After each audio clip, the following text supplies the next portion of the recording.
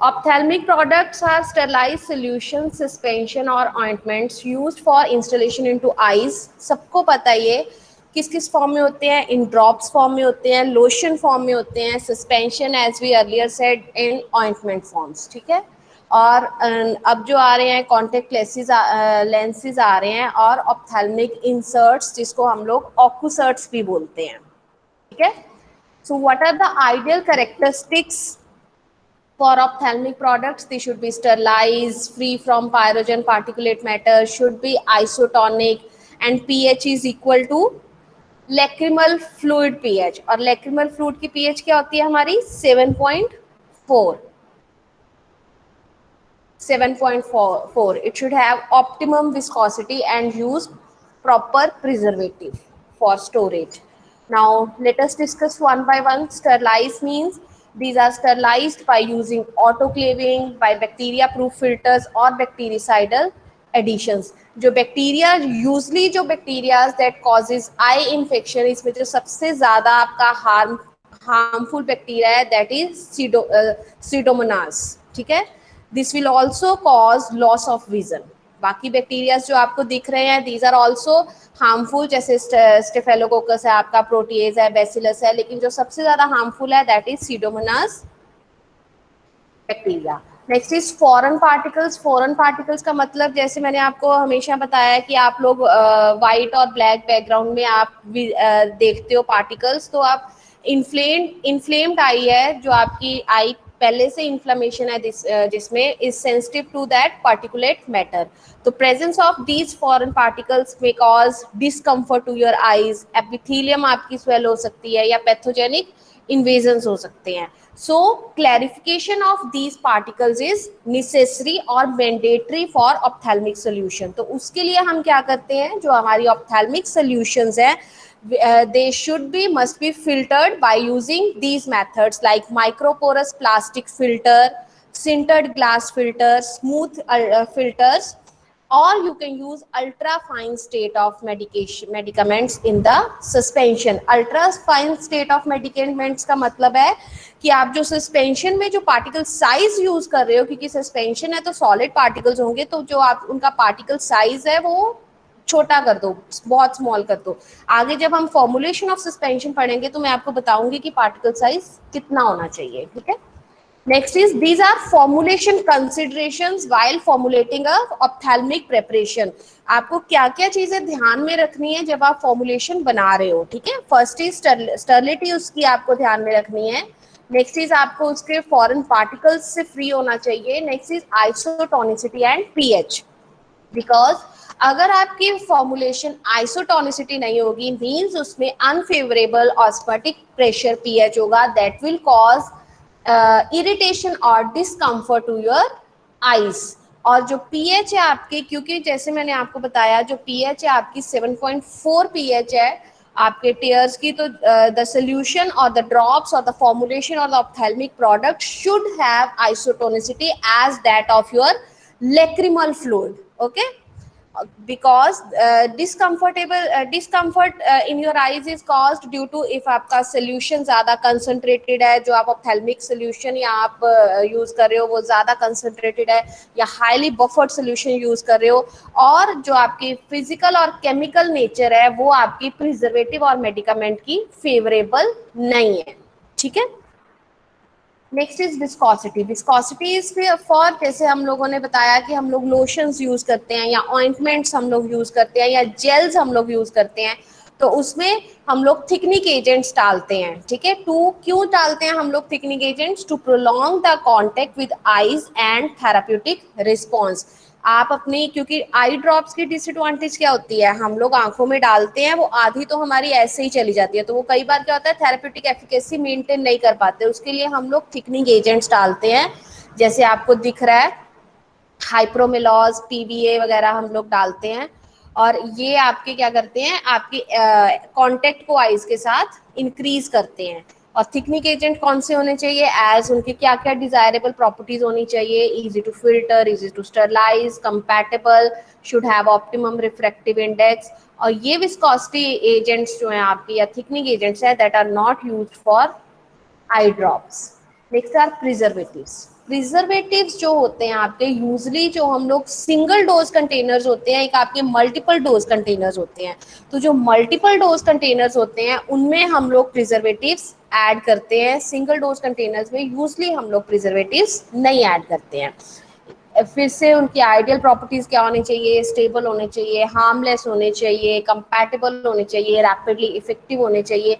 अब एग्जांपल्स कौन सी हैं जो मैक्सिमम यूज हम लोग आई ड्रॉप्स में करते हैं प्रिजर्वेटिव? अगर आप अपने घर में भी आई ड्रॉप्स उठा के देखोगे तो वो होता है फिनाइल मर्क्यूरिक नाइट्रेट और acetate, next is benzalkonium chloride and next is chlorhexidine acetate. These are mostly used preservative in ophthalmic formulations. So these are जो मैंने आपको पढ़ाया है, sterility, pH, isotonicity, preservative, these are formulation considerations जो हमें ध्यान में रखना है जब हम लोग formulation बनाते हैं. Now we will discuss formulation portion of ophthalmic products one by one. तो first is eye drops. Eye drops क्या होती हैं? दीज आर स्टरलाइज एक्वस और ऑयली सॉल्यूशंस और you can say suspensions of drug for installation into the sac with dropper, जो आपको दिख भी रहा है फोटो में.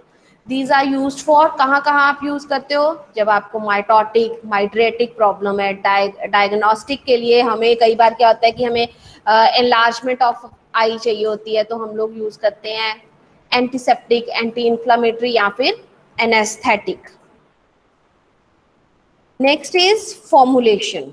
Formulation means कौन कौन से आप इंग्रेडिएंट्स यूज कर रहे हो to formulate your eye drops. So first is your thickening agents. Thickening agents हम लोग पहले भी पढ़ चुके हैं, वो जो आपका इंक्रीज करते हैं आपकी कॉन्टेक्ट को. एग्जांपल्स हम लोग पढ़ चुके हैं. Preservatives we have already done with preservatives. Next are chemical stabilisers. अब केमिकल स्टेबलाइजर्स आपके तीन तरह के हैं, pH adjuster, reducing agent and sequestering agents, और you can say complexing agents. इनको हम लोग वन बाय वन डिस्कस करेंगे. केमिकल स्टेबलाइजर्स हम लोग क्यों डालते हैं उसमें? To reduce the degradation, sterilisation और फॉर स्टोरेज. क्योंकि जो आपके डिग्रेडेड प्रोडक्ट्स हैं, अगर आप स्टेबलाइजिंग एजेंट्स नहीं डालेंगे तो either your product becomes less active और टॉक्सिक और give toxic effect which both are undesirable for us. ठीक है. So first stabilizing method is pH adjustment. pH adjustment is by using the buffer, which is used to reduce the discomfort to the eyes by maintaining the pH. ठीक है, और maintain the chemical stability. Chemical stability कैसे आपकी होती है, cause कैसे होती है? कई बार टेम्परेचर चेंज अगर आपका होता है, जैसे आप टेम्परेचर चेंज आपका ड्यूरिंग ट्रांसपोर्टेशन हो रहा है, या फिर आपका स्टोरेज के टाइम पे हो रहा है, या फिर जो आप कंटेनर यूज कर रहे हो उसमें से लीकिंग हो रही है, अल्कली ग्रुप की लीकिंग हो रही है, वो आपके सोल्यूशन में जा रहा है, तो उसकी वजह से जो आपकी फॉर्मुलेशन है that can become chemically instable. ठीक है. और pH adjustment buffers can add to improve the clinical response by keeping the drug in unionized form. क्योंकि हमने पहले भी पढ़ा था, more the drug is in unionized form, more is its absorption, more is its bioavailability. तो कौन कौन से बफर्स हम लोग यूज करते हैं? For example boric acid vehicles हम लोग यूज करते हैं, सोडियम सिट्रेट यूज करते हैं, फॉस्फेट वहीकल्स यूज करते हैं. Clear. Next is waiting agent. Waiting agents नाम से समझ में आ रहा है, सर्फेक्टेंट्स हम लोग यूज करते हैं which increase the solubility and drug penetration. For example जैसे हम लोग ट्वीन्स यूज करते हैं, ट्वीन 80, ट्वीन 40, ट्वीन 20. ठीक है. Next is isotonicity adjusters. Isotonicity adjusters जो आपके लैक्रिमल फ्लूइड्स के इक्विवेलेंट ऑस्मोटिक प्रेशर को करते हैं, मतलब the solutions which has same osmotic pressure as compared to as your tear fluid, or you can say lacrimal fluid, or also say biological fluid. उसके लिए जो isotonic adjusters हैं वो हम लोग यूज करते हैं boric acid and NaCl with concentration of If you use sodium chloride, then concentration is 0.9% weight by volume, or if you use boric acid, then concentration is 1.9% weight by volume. These are formulation variables or ingredients used for eye drops. Second is reducing agent. Reducing agent सब लोग क्यों use करते हैं? जो हमारे formulation को oxidation से prevent करते हैं, protect your formulation from oxidation. अब कौन कौन से एग्जांपल्स हैं? सोडियम मेटाबाइसल्फाइड हम यूज करते हैं, सोडियम थायोसल्फेट यूज करते हैं. Next is complexing agents. Complexing agents का काम क्या होता है? विच जो आपकी डीकम्पोजिशन को रिड्यूस करते हैं, जो फॉर्मुलेशन है उसको डीकम्पोज नहीं होने देते, and also remove the heavy metals. For example, हमें सबको पता है एग्जाम्पल कौन सी है? ईडीटीए यूजली हम लोग यूज करते हैं to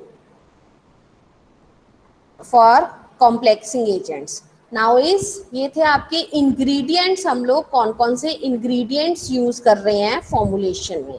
next is preparation of eye drops.